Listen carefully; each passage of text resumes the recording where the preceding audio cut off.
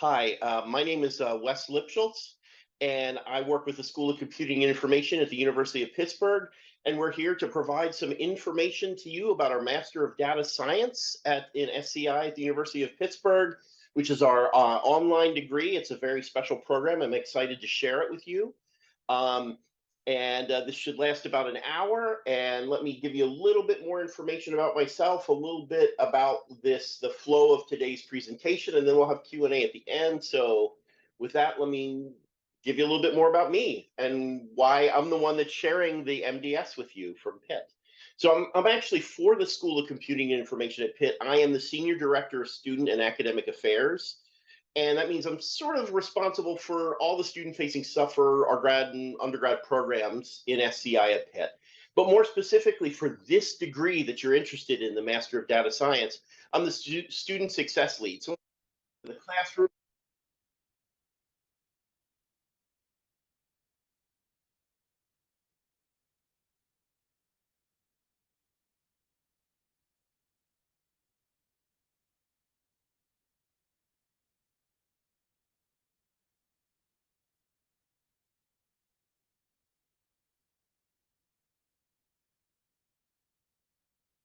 Wes, we cannot hear you. You seem to have an issue with the microphone.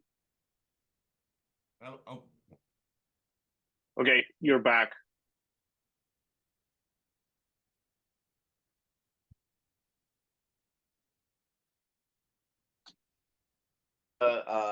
speaker again. Sorry about that. I think there was something that my speaker got kicked off, but I'm back. Thank you. Just making sure everyone can hear me again. Now it's working. Excellent. Okay. Wonderful. See, that's one of the things you have to do in computing information is solve tech problems. So I just did that on the fly. But anyway, I am the student success lead for MDS in SCI. And my background, I've been in higher education 29 years, and some would call that expertise. I would just call it that I'm old, or maybe it's both. And I also, in terms of that expertise, and that's why I'm hopefully qualified to talk to you about this, is that my background is in advising recruitment, student success, experiential learning, and missions, and a lot of the facets of the things that students experience in higher ed. My graduate background's in social psych and instructional systems, so I understand a bit about instructional design. And I'm married. I have my wife is Christine. I have a human daughter, Claire, and a doggy daughter, Rosie. And I like music. I can play a couple of instruments, hiking. I have a convertible, so I go convertibling, and also bicycling. So that's but enough about me. Let's learn a little bit about you. So what we're going to do is we're going to drop a poll question here so we can learn, and there it is. When was the last time you were in a classroom? We just want to get a sense of our audience and see if this is something where you're like, oh, I've got momentum, I'm ready to go, or oh my goodness, it's been 15 years, I need to dust off any pens or anything I have to try to write with and take notes. I'm going to need a little bit of time to transition back in. So we want to get a little sense of that before we continue and sort of speak to that issue in this particular degree. So I'll give you a moment to answer that. And then you can see, we'll drop the poll results out for everyone to see. Can you see what that? Yep.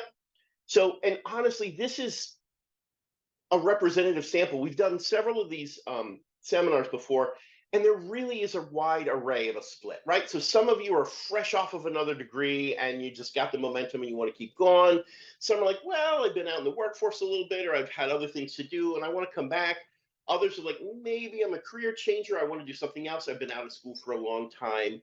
And this is okay in either case. So this is a real full master's degree that will engage those that have just come off of another degree, but it also doesn't suppose any prerequisite background. So we'll be able to like bridge the gap for people that have been out of school for a while so that they can get accustomed to this environment. So that's one of the things that we wanted to get a sense of that spread. And then the fact that we are trying to meet people where they're at across all of those dimensions.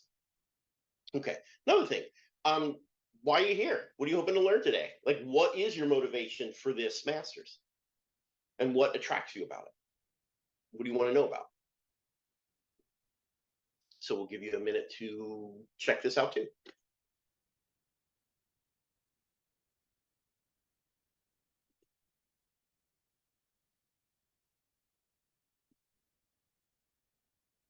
And as before, we'll once we tabulate these results, we'll share this so we can see what people are interested in and why they're here, and see what that diversity and spread is. So here it is.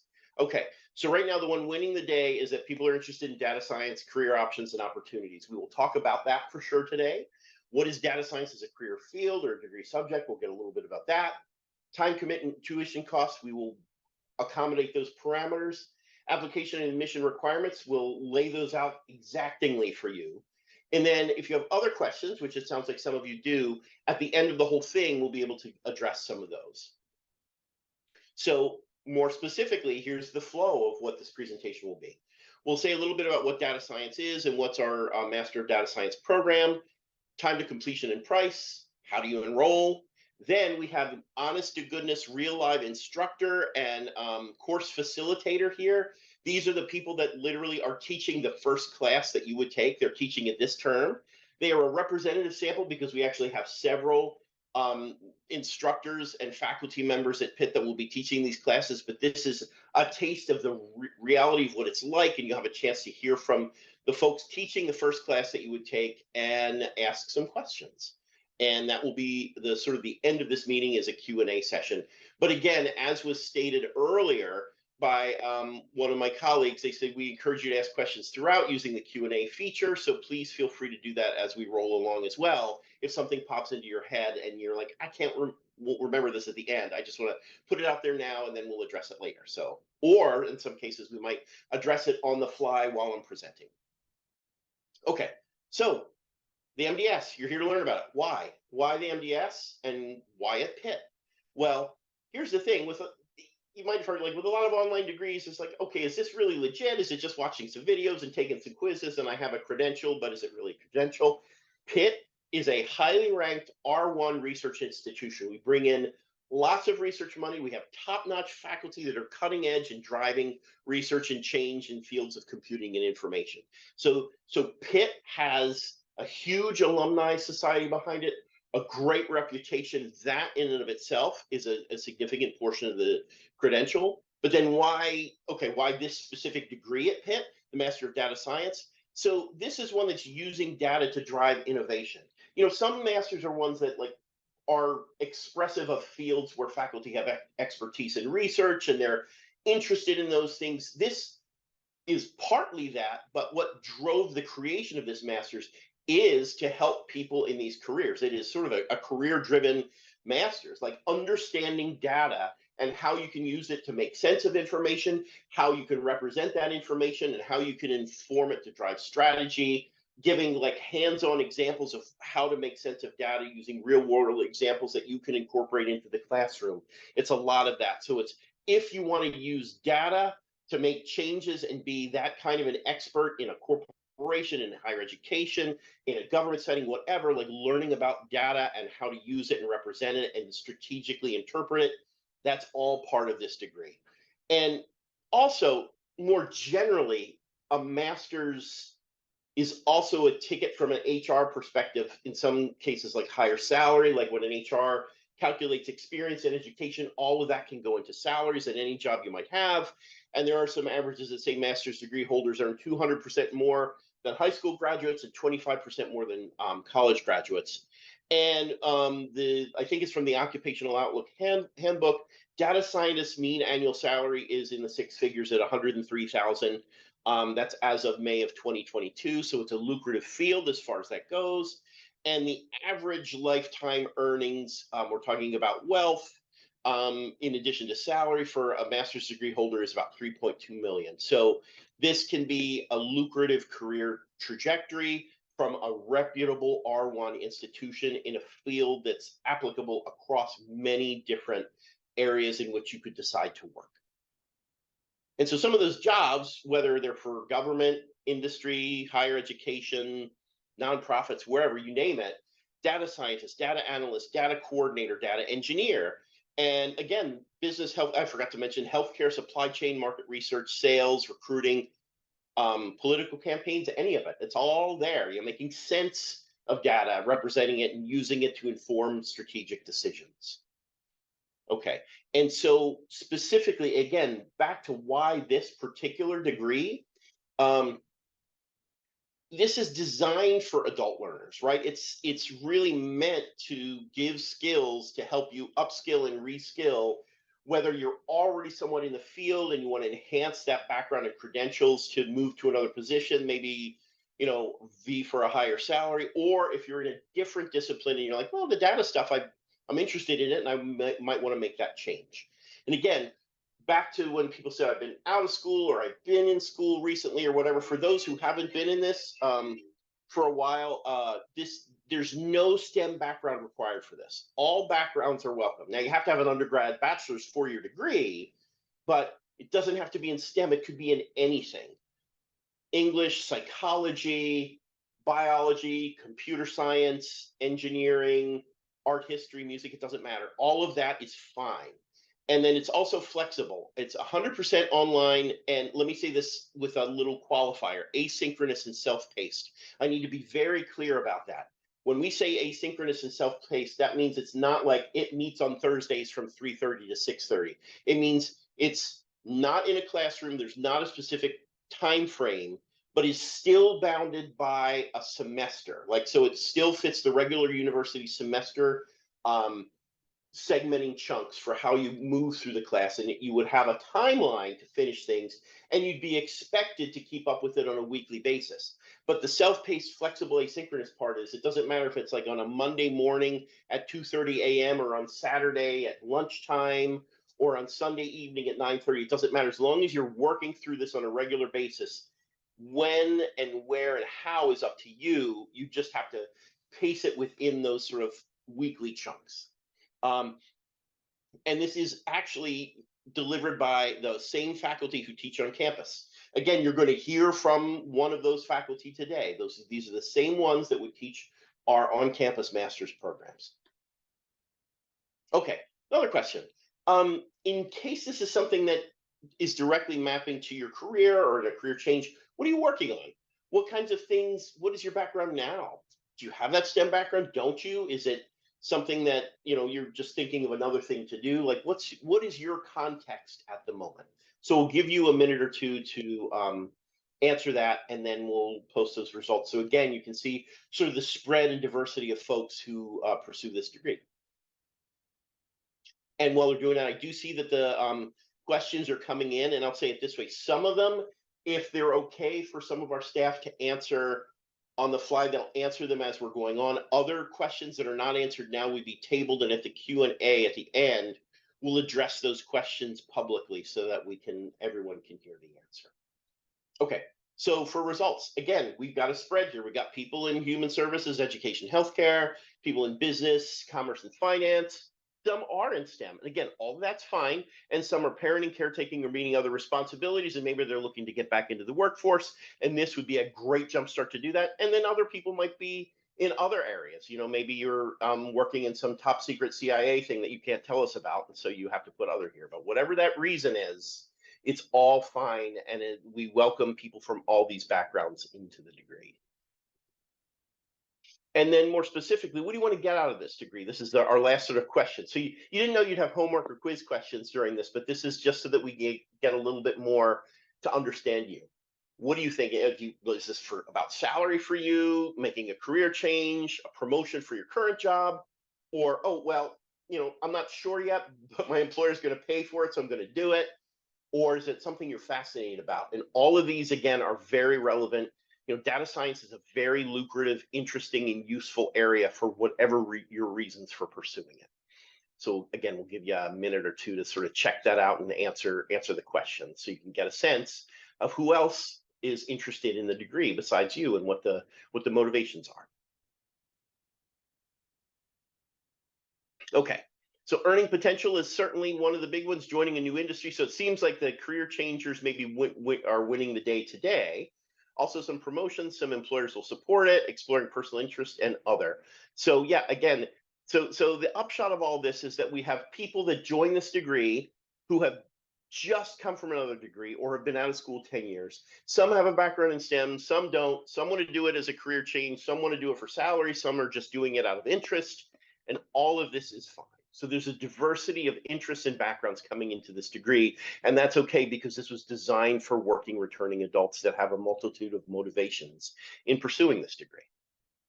Okay, so that's a lot of like back talk about the context, but what is it? What is the Master of Data Science? What are you actually going to do? If you sign up for this, here's what happens. You take 10 courses. Each one is 3 credits each for a total of 30 credits. So the master's are these 10 courses that don't require a STEM background, but they do require an undergrad degree. And the time to complete the degree is 20 to 36 months. This is not designed to be, I'm going to take 15 credits a semester and then 15 credits in another semester to be done. It's designed as a timed release part-time degree. And so 20 to 36 months really represents a question of what pattern are you going to do? You're going to take 1 class or 2 at a time. And if you take 1 at a time, that could stretch it out to the full 36 months. But if you take like the intro class 1 term and then 2 classes the next, another 2 and then 1, you might take a pattern like that and you could be finished in 20 months. So, but either way, the parameters of this are such that this is geared to be a part-time degree where for most cases, you'd be taking 1 or 2 classes at a time, but you'd have to start by taking only 1, which I'll get into in a little bit. And that, in fact, that 1 is what we call the performance-based admission course. And what you would do is you would take that class first. Again, it's not like an extra class. It is the first of the 10 courses that you would need for the degree. And as long as you complete it with a B or better, and we verify your prior degree, that's what gets you admitted to the program. So you really start the master's before you're admitted, but it's no formal admission process. You actually take that first course and see how you engage with it, and then it counts towards the degree as long as you complete it successfully. So again, let me repeat this with a little bit deeper of detail. So the data-centric computing class is what we call the PBA course, or the performance-based admission course. So it is your application, basically. You take the first of the 10 courses, data-centric computing, you register for it before you're in the master's as what we call a non-degree student. And if you pass it with a grade of B or better, and then we can verify that you have a 4-year accredited bachelor's undergrad degree, then you're in. Now, let me just, with the nuance with that bachelor's degree, again, to reduce the barriers of entry, the whole point is you don't have to fill out an application, get letters of recommendation or whatever. You take the class, and that's really your admissions requirement. But we can't just take your word for it that you have an undergrad degree. You need to prove that. And in most traditional applications, you would like get an official transcript, have it sent in. What we try to do is we actually, once we know your name and all the background information when you submit a registration form, like to sign up to take the class, we'll look behind the scenes at like a national clearinghouse where we can double check and find your degree. And in most cases, you wouldn't actually need to send in a transcript. We can just verify it on our own. But in some cases, if there's an error, or if you have an international degree, either because you're a US citizen who took their degree abroad or you're an international student, you'd have to have that international degree evaluated for equivalency to a 4-year accredited US bachelor's.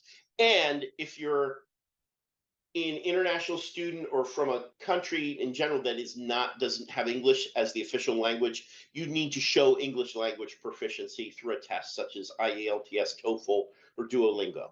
So basically, pass the first course, verify your bachelor's, and if international, in a non-English speaking country where English is not the official language, you'd have to prove English proficiency, and then you're in. That's what gets you admitted. So this, again, to look at this from the 40,000-foot view, you got the 10 classes in the master's. You take the first one to get admitted. Once admitted, you take 8 more classes that are mandatory courses and electives, and then your final class is a capstone where you work on an actual project and prove sort of that you can integrate your knowledge of data analysis in a real world setting where there's some level of your choosing for that. Now, what the courses are, again, these are just titles at this point, but in addition to data-centric computing, which is the first of the 10, you also have mathematical and statistical foundations for data science, managing, querying, and preserving data, predictive modeling, data visualization, responsible data science, and then you would select 3 of these 4 classes: Bayesian data analysis, deep learning, cloud computing, text as data, And then your final capstone is working on a project in case studies and data science. So basically, everything that relates to data analysis, like there's applied math, applied programming, things like that. Anything that will inform your understanding of data and its analysis would be part of these classes that you would take. So you need to know just enough about specific programming for how you would utilize that in the extraction of data. You need to know just enough about math to be able to know how to appropriately analyze the data. Then how do you present it? Part of that is not just the analysis, but visually how you present it. What about the ethics of it to make sure that you're representing it in a really truthful way? And what are the consequences of how you represent data? All of that is applied to what this degree means. Now, here to me personally, as a working adult, is the best part. So the cost, the entire degree is $15,000, which is basically $500 per credit, right? So really, that first class is $1,500. Plus, I mean, there's some fees and things like that, like a technology fee and things like that. So it's a little bit more on top of that. But really, again, I think that's, and in many state-related institutions, a full-time semester of study is 15,000 or more. So your entire master's degree would be 15,000. And again, that price point is something that we intentionally tried to make in a way that would fit entirely within most companies' educational benefits. In addition, we have payment plans available so that, like, when you register for a class, one or two, depending on the semester and how far along you are in it, you can set up some payment plans so you don't pay the whole thing at once. And in some cases, financial aid is available. Let me be clear about that. This financial aid would be more like federal level, like the application for federal student aid, Pell Grants, loans, things like that. And typically, that kind of financial aid is only available to people that are half-time or more, which would be, well, half-time is technically 4 credits, but in this case, it'd be 6. So you'd need to be taking 2 classes to be eligible for financial aid at the federal level. And any term that you're taking 2 classes, you'd be eligible to at least apply. And then in terms of resources and things like that, as a student, let's say you do this, you're admitted, and even before you're admitted, when you're taking that first performance-based admissions class, the data-centric computing class, you'd have access to the same resources as the on-campus students. So you'd have live faculty office hours, teaching assistants, academic support, really course facilitators, we call them, for these classes. Also, the student services benefits that you have, like advising, student success support. If you have career questions, we can help with those too. If you need to review resume and interview prep, that can be there too. But again, as returning adults, that may be less of a need so much as like networking, career resources, and advisor that can help you work through some of your planning and logistical things, and you've got that available to you as well. And this is, this is like deja vu. I think we've just covered that. So what do you need to do if you're going to join this? Well, again, you sign up to take the performance-based pathway course first, get a B in it. We either verify your undergrad degree automatically, or then you have to send in a transcript or an evaluation, depending on the circumstances. We would let you know if we aren't able to verify it automatically. And then if you're an international student in a country where English is not the official language, you need to have at least an 80 in the test of English as a foreign language, or 6.5 or better in IELTS, and I completely forget what that acronym stands for, and 110 or better in the Duolingo test. And all of those are online, and they're not too pricey, and they're pretty quick to do from what I understand, so that shouldn't be a large barrier either. Okay, you should be like, all right, I'll give it a shot. And you said something about enrolling in the performance-based admissions class. How do I do that? On the Coursera site, you can actually enroll. There's a link that you can go to enroll, or on the Pitt website, the SCI website, you can do that too and click apply. And basically, the application, it's not really an application. That's the thing. You fill out a form, you put your name, some information like birth date, what semester you'd start in, and the semester that's available right now to start in would be fall of 2024. First day of classes starting on August 26th, I believe. That would be what you would do. You'd fill out this very simple, basically one-page form, and that's the whole thing. Like, that gets you enrolled in the class. Then we follow up with you on all the details about your account, how to get started, completing an orientation class online. Here's your access to the class in Coursera. All that stuff would come next. And then, just so you know, then your tuition bill would be due. So you submit this form, you're enrolled in the class, you'll have a tuition bill that comes due, you pay your tuition, you do your B or better in the class, you're pretty much, and as long as your transcript's in order and if you need your English verification that's in order, you're automatically admitted into the master's, and then you're just ready to enroll in coursework in the future. So that's it.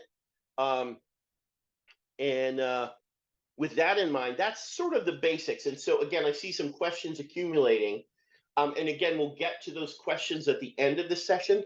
But now you've heard a lot about the general content of the master's, what it is, how to get into it, how you flow through it. But what's it like? Who teaches it? What's that first class like? And so with that in mind, I'm going to turn the floor over to Dr. Babachenko, who is teaching data-centric computing right now for students who choose to start this in the summer. And he teaches a lot of our on-campus classes. He's one of our full faculty, a clinical associate professor. And so we also have our lead course facilitator, Evangelos Karageorgios, and both of those will be able to talk with you right now for a bit in a little more detail about the class and the academic content and sort of the feel of that experience. So with that in mind, I'll just keep this slide up and I'll shut up and turn the floor over to Dr. Babachenko. Thank you. Hi, Wes. Thank you. Hi, everyone. Please don't call me Dr. Babachenko. We already had this discussion. It makes me sound evil. Anyway, hi, everyone. My name is Dmitry. I'm faculty in the School of Computing and Information, and I have been teaching a variety of different courses. Some of them are related to data, some are not. This semester is the first time when I'm actually teaching the Introduction to Data-Centric Computing. We have about 280, close to 300 students in the class. It's been a very, very interesting experience. So just to give you a little bit of kind of background on what I do and how I ended up here. So my PhD was actually very much heavily centered in data science. So I worked on developing probabilistic models. But after I finished my PhD, the majority of my research and the majority of my work has been in immersive media technologies. So I work in games and virtual reality and their applications in education and cultural preservation. That being said, even though I don't work directly on developing machine learning algorithms and all that kind of stuff, data science is sort of like part of what I do every day. So for example, right now we are running a research study using VR headsets, and that study captures millions and millions and millions of data points. So we have to track positions of users' hands, we have to track their gaze, we have to track their position in 3D space, we have to keep track of what they're doing while they are interacting with VR artifacts, with objects in virtual worlds, et cetera, et cetera. So we are generating a lot of data, and we have to do something about this data, right? So we have to make sure that we get insights from this data that would help us design better user interfaces for VR, that would help us design systems that would reduce the instances of VR sickness. So that's when people experience symptoms that are very similar to motion sickness. And to do all of that, we have to do a lot of the things that you guys are going to learn in this class. So we have to do a lot of exploratory data analysis. We have to visualize these data sets. We have to figure out if there is any insights into why certain types of user behaviors or certain types of physical responses or psychomotor skills that users exhibit, why they cluster in certain patterns. And then can we, for example, develop a model that based on certain types of users' behaviors, we can predict that this user will get sick when they put on a VR headset, right? So like a lot of the tasks that we do, a lot of the steps that we take are identical to what you guys are going to learn about in this class. So I just want to kind of reiterate one thing that Wes already mentioned. And I think not a lot, but some of the misunderstanding that students experienced this semester came from the fact that many students came into this class and, I'm sure quite a few of you have taken Coursera courses before, and some of them are truly fully self-paced, where it doesn't matter when you complete your assignments. In this class, you do have deadlines, and I just want to restate that to make sure that everybody is on the same page, because this is very, very important. Even though the class is self-paced in the sense that it doesn't matter, if you work on the assignments, like Wes said, at 2:30 in the morning, or while you're watching TV, or after you're done playing with your kids, you still have to complete the assignments by stated deadlines. So at the beginning of the semester, once you get access to the course, you will see a full schedule of all the deadlines, when the assignments are due, when the projects are due, all of those kinds of wonderful things. And you need to be able to submit, you need to plan out your semester, you need to manage your time in such a way that you do give yourself plenty of time to complete the work and to submit the work by deadline.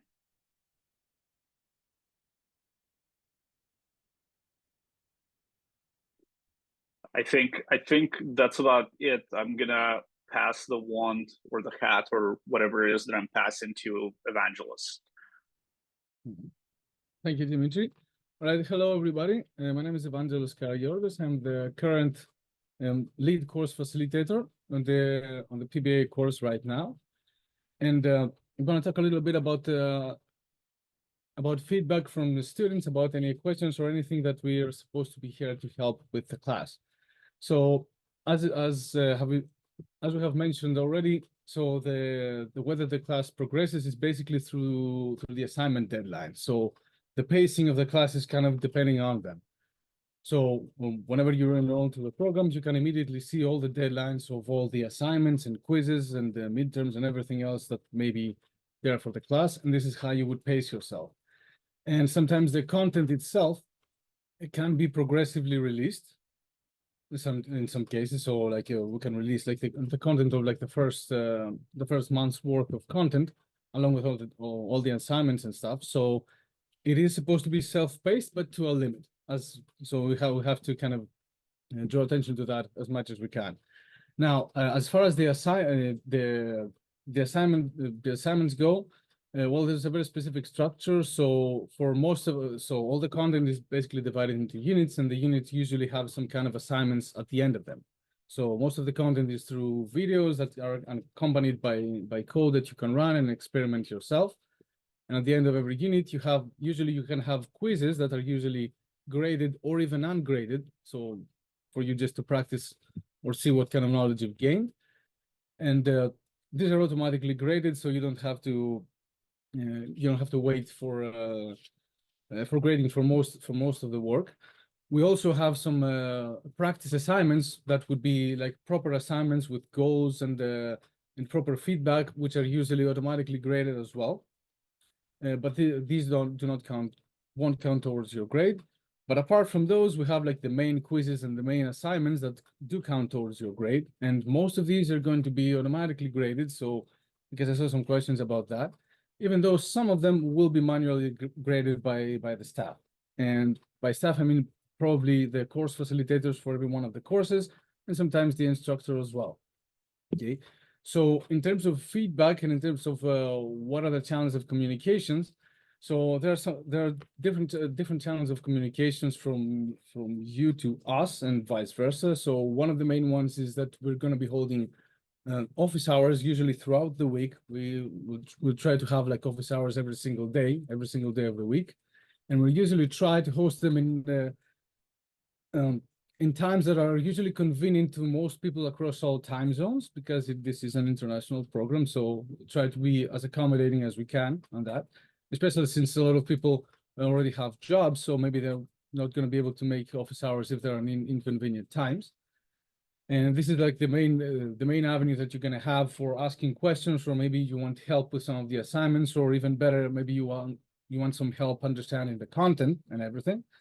So this is like one of the main channels of communications. Apart from that, we're going to have like announcements that are going to be issued to everybody. So clarification about content, clarification about assignments, or anything else. Now, apart from that, We do have, in case somebody can't really make office hours or have trouble communicating, or they don't really have enough time to, maybe they need more time to ask very specific questions, we can arrange like one-to-one meetings with them at their time of convenience, especially for people who have more unusual time zones that are available. That's something that can happen.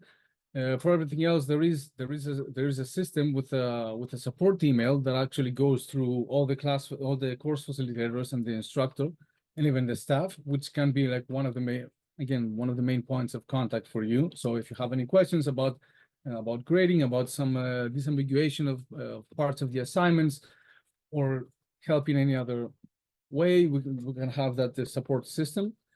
Other than that, we are also going to be setting up like a Slack channel, and that's going to be basically for you to communicate with each other. So it's not going to be as engaging. It's not going to be a channel to communicate, an alternative channel to communicate with us. It's like the peers communicating with each other kind of deal. So we're probably going to be monitoring that, but we're not going to be we're not going to be expected to answer questions on it, but this is so that you can communicate with each other. Right? Yeah, and this is the main channels of feedback that you're going to have. Now, apart from that, as I said before, and I want to stress it out again, most of the pacing is going to be depending on the projects and the assignment deadlines. And yeah, that's basically what I have to say. Usually there are like more than one course facilitators, depending on the number of students. So you're going to have plenty of time and plenty of opportunities to talk to us and ask questions, and specifically if you want any help understanding the content. So this is like one of the efforts that we do to make sure that no matter the background you have, you can have like the same opportunity to learn the content, even if you think that it's too difficult for you at your level. Yeah, and that's basically what I have to say about like my part of the presentation. If you have any questions specifically about feedback and about what's going on with the assignments and the quizzes, we're going to be answering them in the Q&A section as well. Right. Thank you, Dimitri, and thank you, Evangelos. We'll get to the Q&A in a minute. I want to reflect back on like what you've learned so far too. But before I do that, I really want to like emphasize and put my advising hat on, because I've had many years of advising experience, and discuss a couple of things that Dimitri and Evangelos talked about. So I would argue that one of the greatest selling points of this degree, and for what it's worth, I've worked at a couple different large universities. I've seen many majors and many different kinds of degrees and what they lead to in terms of careers.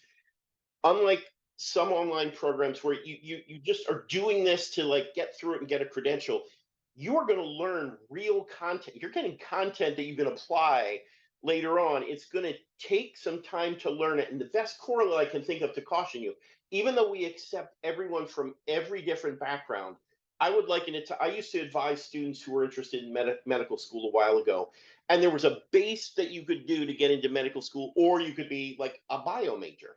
And the difference is both of those folks could get into med school, but the bio major maybe initially had some advantages in the learning curve and could spend less time in the class than the person that just had the bare minimum, like intro bio, intro chem, et cetera.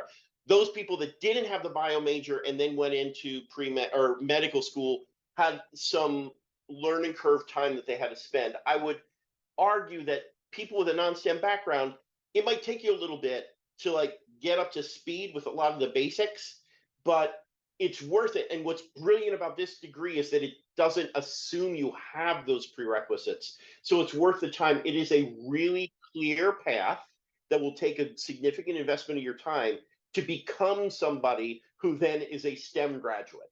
So it's really unique in that pathway because it's very substantive, but it doesn't assume you have prerequisites. So with that in mind, in terms of the work involved, I oversimplified with the, every week you need to stay on it. What they said, but what Dimitri and Evangelos said is that basically it's like these content modules with deadlines, and you need to make sure that you're keeping up with the work with those content modules for each deadline. So you really have to have regular pacing, whether it's a week or 10 days or whatever it is. You need to be realistic about that. And I would recommend that if you decide to do this, and I hope you do, that when you sign up for it, get started on that content right away at the beginning of the term and take it out for a spin and start to dig in to get a feel for like finding the videos, navigating the environment. How long does it take to watch the videos?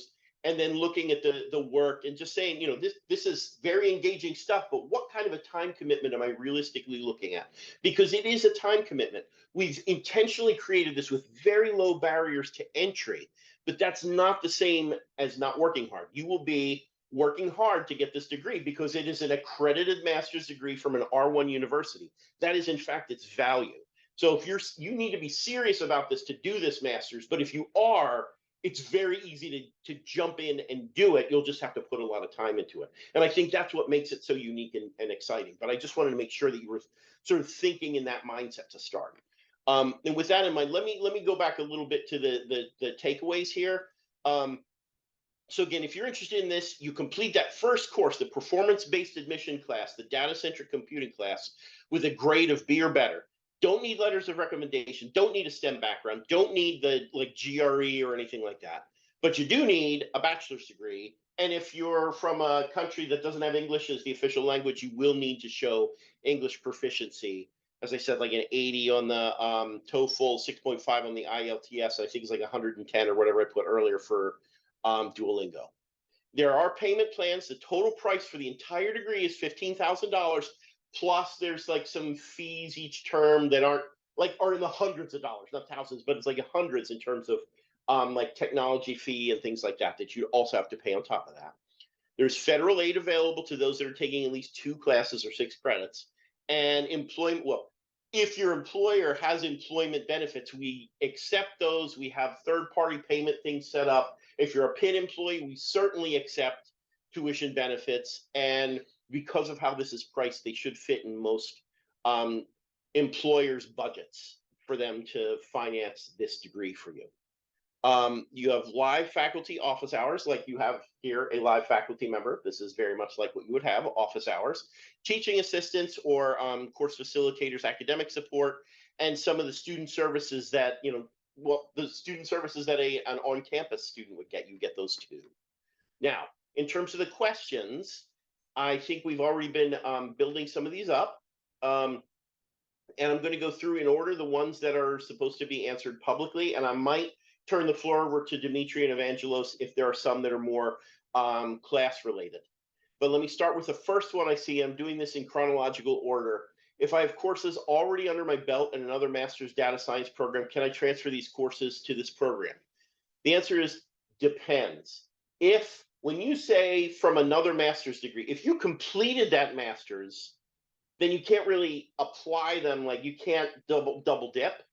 But if you started another master's and you have, like, let's say 9 credits or something like that, and now you're switching to ours, you could have them reviewed and evaluated for equivalency. There is a minimum to the number of courses that we will allow to transfer in, and then the rest you have to do here. I can't remember. I think it's either 2 or 3 classes maximum that we would allow you to transfer in. Again, you can email us with the exact amount later, but the answer is yes. If they're not part of another master's and they're just hanging there as classes that you completed, you could have them evaluated, and we could accept a couple. But they'd have to be pretty much an exact match for the classes that we have. So if you go to our website or the Coursera website and look at the listing of each one of those 10 classes, plus, well, the electives, there's 3 out of the 4. If you think there's a one-to-one mapping between those classes you had and the classes that we require, then you can reach out to us and we can look into having those evaluated. The next one is, will the MDS program provide a pathway into a PhD program? I would say it this way. This is a nuanced thing. So the good news is, yes, to the extent that there are some doctoral programs out there that will only allow you to be reviewed and admitted if you have a master's under your belt. Like master's is a prerequisite for some PhD programs. And to that extent, this is a master's that could be used as that prerequisite. That being said, there are different kinds of masters, and this is what we would call a terminal professional master's, in the sense that it is not geared towards theory and research so much as practice and learning substantive content, but content to be applied in the workplace or in an applied setting. And so there are other masters out there. For example, we have an on-campus master's of computer science that is, to be honest, it's not really designed to get you into the world of work in computer science. It's designed to introduce you into theoretical research in computer science as a stepping stone into the PhD. So if you're looking for a master's that's designed to introduce you to theories as a stepping stone into a PhD, I would look for a master's like that. But if you're looking for a master's that in and of itself is a credential with substantive coursework that can help you make yourself marketable for work, that then would also meet a prerequisite of entry to a PhD program later, this is your master's. This is fine in that way. Now, within the specific, the next one, let's see. Within the specific degree, will we have opportunities to learn about biological data science and or any networking opportunities with faculty that work with biological data sets? I might look for some help from Dimitri on that one. I think that you can pull in some of your own data, but will that be like handed to you as an option with a guarantee that you'll be working with biological data science? That I'm not sure. Do you have a sense of that, Dimitri? I think in most cases the answer would be no, because most of the biological data sets that I used to work with and my colleagues are working with, they're protected by so many privacy laws that unless you are like directly affiliated with Pitt and unless you are part of a research project, we can try to. So, you know, we do pay very close attention to student feedback. So if this is an area of interest, we could discuss potentially adding biological data sets as options for course projects. But as far as participating in research with existing biological data sets, I mean, we could always look at it on case-by-case basis, but as a general rule, I would tend to say that it's kind of unlikely. Okay. So to make sure, to reflect back to make sure I'm understanding this correctly. So in other words, if you're an outsider that has no knowledge of that area, doesn't work in that area, the answer is probably no at this point. But if you are currently in the health sciences and have access to a biological data set, and you want to use that as part of your learning and incorporate that into your projects, I think that could be done, but the biological data sets would have to come from you, and then you would learn how to extract information and do analysis with them more effectively. So, and you have to make sure that you absolutely unequivocally have legal access to that data. There are just so many possible privacy issues and you know, and IRB approvals and all that kind of stuff that it's not the easiest area to get into. No, but in general, I think the idea is if you want to learn more about data analysis in the discipline in which you currently work, you can incorporate that into your studies with the caveat that any profession that you may be part of that has HIPAA or FERPA rules, you'd have to navigate those on your own to be able to utilize those data sets appropriately in the class. I think that would be the more general rule of thumb. The next one, I'll start the answer and then maybe turn to Dimitri and Evangelos. So how are students assessed during the courses? Are there tests, exams? If there are tests or exams, do students need to arrange scheduled proctoring? I can say that my understanding is the intent is that these would not be proctored. There are some tests and some quizzes depending on the class, and there are other projects and other things that you would need to do. Some are auto-graded quizzes, some are more timed exams, but from there, I'll turn this over to Dimitri and Evangelos to give some examples of how that's working in their class. Evangelos, do you want to take this one since you've done way more work on the exam side than I have? All right, certainly. So yeah, as I talked a little bit before, so most of the assessment is going to be through exams, but those through homework and exams, but both of them have the same kind of structure. So they have the structure of a take-home homework kind of deal. So most of these are going to be basically on Jupyter notebooks in most of the cases that you're going to be running through the web. So you produce your code, you produce your results or anything else, and then you submit it back to Coursera. Sometimes with like the practice ones, you have like unlimited submissions or limited tries, especially on the quizzes. But usually when we're talking about the graded parts, we have quizzes that have simple questions that you can only submit once. So make sure that your answers are final. You submit it and you automatically get your feedback and your grade and everything. Most of the homework, you will have like a deadline and an unlimited number of submissions so that you can kind of refine your work as you go through. And then once you submit it, Once that's final, and once you submit it and the deadline passes, in case you will gonna get like your full feedback there. So again, most of these, they're gonna have sections that you're supposed to perform some tasks and are not graded at all, but they're helpful for like the all the other tasks in the homework. But some parts of it are going to be automatically graded, and most of these are going to be automatically graded, so you will get your immediate feedback.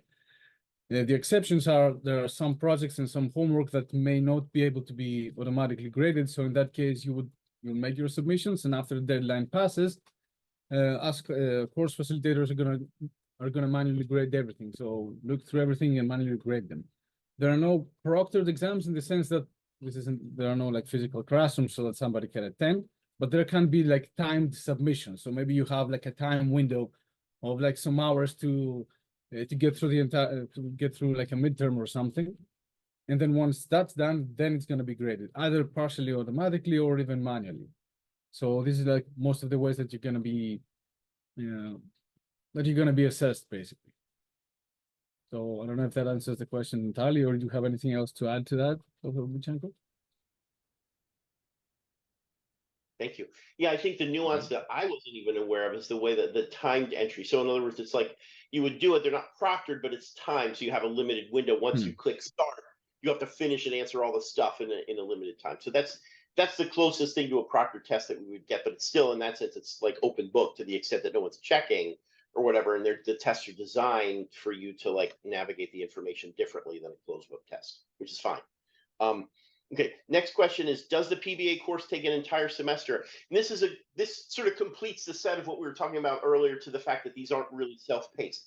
Yes, so every one of these classes is designed to fit the traditional semester length of the on-campus classes. So they follow exactly with the semester. So for the fall, you follow the same schedule as the on-campus one. So it's basically 15 weeks. The class will be in 15 weeks. Any spring class would be 15 weeks in the summer.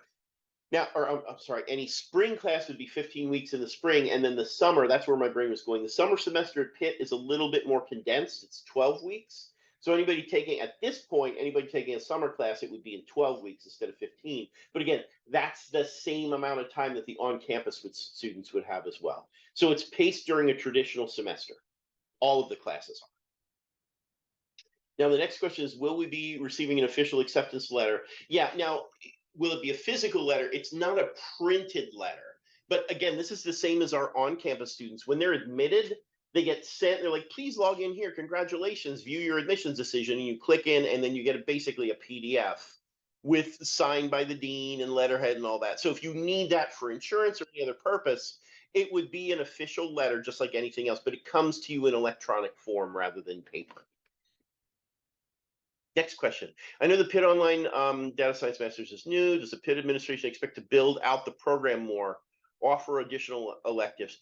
I would say at this, I think those 10 classes, with the one choice being in the electives, 3 out of the 4 electives, is the initial structure for the next few years. We are dropping the foundational content of this master's over the next few years. So you can start it now, and I'd say by spring of 2025, summer of 2025, something like it'll be like all of the courses will be fully realized. And I don't think it would be until maybe 2026 or beyond that we'll start to like consider, do we want to add content or anything like that? I think what we're doing is putting in a base structure of coursework for now, for the next several years. So what you see is what you get. I can't speak to the future 3 or 4 years from now, but for the next couple of years, pretty much what you see is what you get, is my understanding, which is not a bad thing. It's just very specific.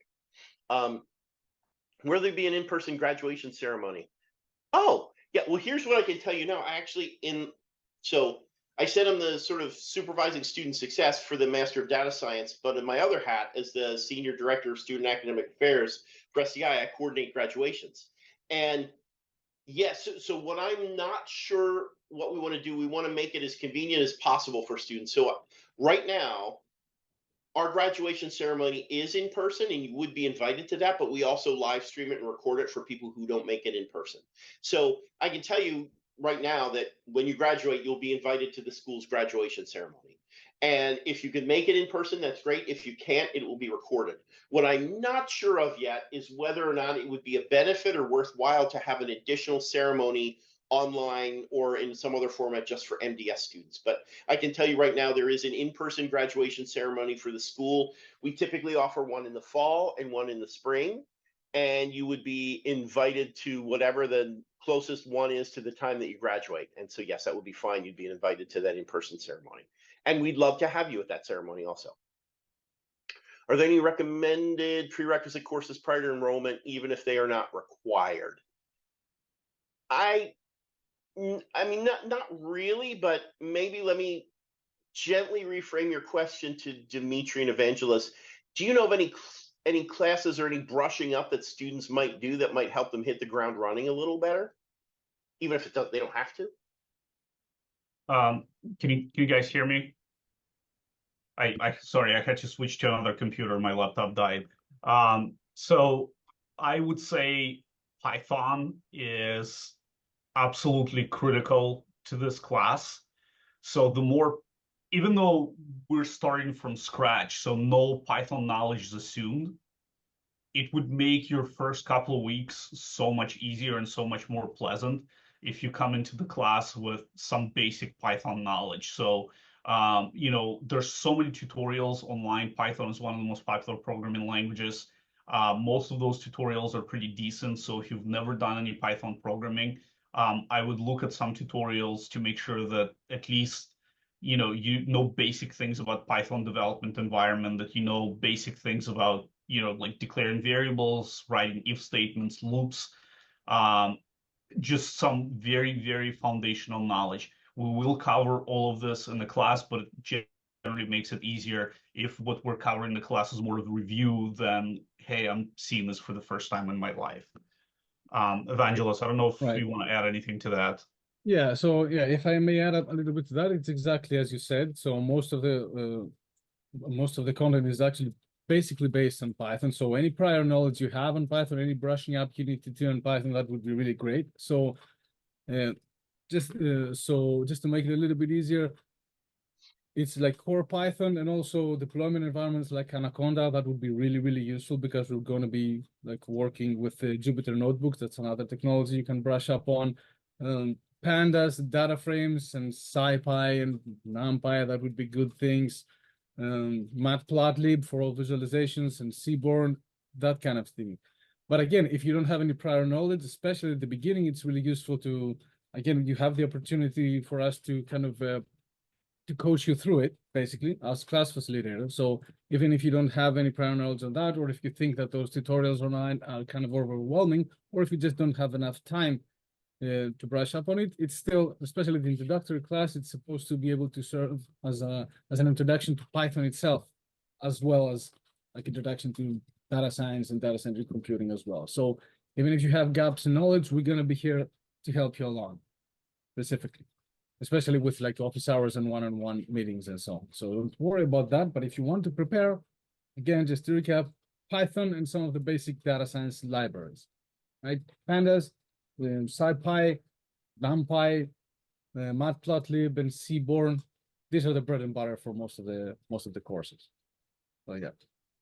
This question and the way you've answered it raised a really interesting point I hadn't thought of to say before, but I'm going to use the cilantro analogy here, and you're like, what is he talking about? But okay, so I actually would argue if you can play around with things like Python or Jupyter notebooks and things like that, it's not even so much, you'll be able to do it, like, again, because there's no prerequisites, but the cilantro analogy is this. Some people love cilantro and others, it's almost like they're genetically predisposed to be like, this is terrible, it tastes like dish soap. And I feel like by you tasting some of this stuff, you get a sense of, I mean, just because you can do it doesn't mean you'll like it. If you're a non-STEM person and you've never touched any of this, it might be good just to try it to see if you're like, okay, I can do this. And then, oh, I can't do this. This is interesting. Or, oh my God, this is terrible. I don't want to spend another moment on it. Like, that's the kind of thing where you'd want to get that taste early on. With the caveat, you also have to pick the right tutorial, because I don't know about you, but anytime I've gone to the YouTubes, like, and you look around, some things are explained really well, and then other things are terrible tutorials. So it's finding a good tutorial. So I would search around to find something where they're communicating in terms you can understand. It's not the understanding that is whether or not you like it. It's like if you can understand it and you're starting to learn the Python, is it interesting to you or not? Do you feel like, all right, I could spend some time working with this? I feel like getting that taste up front would not be a bad thing at all to do. Also, a couple quick things, and we're just about at time, but I think I can finish up these. I know they shut down the Q&A about 1:20. Following up on what the person asked about the biological data set, I think it was made clear that they do have a set and they have IRB approval. And if that's the case, they could bring that to the table and should be able to work with that in the classroom. I don't think that should be a problem as long as they have that background and that permission and legal authorization themselves. Now, the two more questions we have: if the tuition is raised in the future, will students enrolling be locked in? The way Pitt works is that everybody is subject to whatever tuition raises occur, but I can tell you this: they're fighting pretty hard to keep this as low as possible all the time, and I don't think they're going to be raising it much initially, and maybe not at all. I honestly don't know. This is a unique thing in all of Pitt. This specially priced thing is unlike anything else that Pitt has done, and I think it's very intentionally to be low barrier of access, low tuition rate. So I think, although I can't guarantee that it's locked in, I think the spirit of this and the efforts of our dean would be to keep this as low as possible. So it's not one of those things where it's not like a balloon mortgage or whatever. It's not like, oh, suddenly it's going to be double in price. I mean, this is supposed to stay at a low rate and if anything, I would expect it would be like a tiny increment, if anything. But that's as much as I know, to be honest. Now, last but not least, is there any industry certification required after completion of MDS degree? If so, will there be assistance provided for professors? Curious to know whether this degree will help us crack the interview, excluding the industry certification. I think, again, you're going to learn things that in an interview you'll be able to use samples of the data that you use and the techniques that you learned, and you can have the skills. So that would help you with interviews. And in some cases, there might be a problem-based interview where you have to solve a problem, and this is certainly the training in this would help for that. But is there one of the industry certifications, like a Microsoft certification or something like that? Not to my knowledge, but I double check with Dimitri and Evangelos if they think there's anything that would be helpful or go hand in hand in terms of an industry certification that would map to this MDS degree. So you're absolutely right, Wes. This doesn't match, like, SAS certification or Oracle certification or any of those things. That being said, all the tools that you guys are going to learn in this class, they're pretty much industry standard. So everybody in the data science industry, doesn't matter if you're working in academia or if you're working for a healthcare provider, if you're not using off-the-shelf tools like Power BI or Tableau, everybody uses either Python or R. So everything that you're going to learn, you're going to essentially learn how to use industry standard tools. And even if you are using in your job like more abstracted tools, like I said, like Power BI or Tableau, what this will help you do is would actually help you understand how those tools work and why they work the way they do. Because, when you're trying to develop a predictive model using Power BI, for example, it still uses the exact same algorithms in the background that you're going to learn about in class. And knowing how those algorithms work will help you troubleshoot and understand why, for example, if you're trying to build a model in Power BI, why it works or why it doesn't work, or why it predicts what it predicts. Thanks. That's a really interesting nuance. I hadn't thought to say it that way, but basically, yeah, again, back to what I said earlier in the abstract, that this degree was designed to be related to like industry needs and give you skills. I mean, they're teaching you industry standards. So that's case in point of that mapping. I think, let me make sure, I think that's everything. Yeah, so I think we're good for now. And yeah, the deadline, a reminder that if you want to enroll for this fall, again, the fall semester begins on Monday, August 26th. The deadline for submitting that enrollment form to be at the ready would be August 16th. So you still have a couple weeks to think about it and make your decision. And honestly, if you're not ready, we'll be doing this again in the spring. So you could start then too. So that's the whole point, is we want to just be at the ready when you're at the ready, and we have low barriers of entry for you to start. And it's a quick and easy start to get started. Not quick and easy to complete the coursework successfully, but that's where you're earning your credential. And that's the whole point of it. So thank you so much for everything. I'm glad you stuck around and listened with us. Hopefully we'll see you again online in the classroom, and we wish you the best of luck, whatever you decide to do.